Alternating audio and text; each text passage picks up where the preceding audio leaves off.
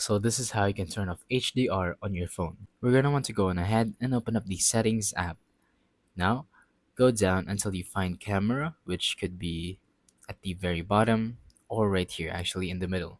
So simply tap on this camera button, and now you're gonna want to tap on record video. So scroll down, and here you go, HDR video.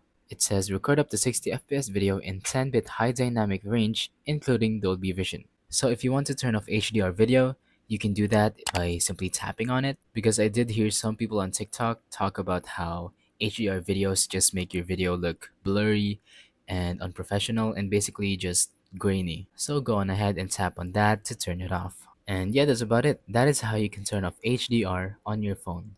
Once again, all you have to do is simply find camera in your settings app, tap on it, and then go to record video and scroll down until you find HDR video.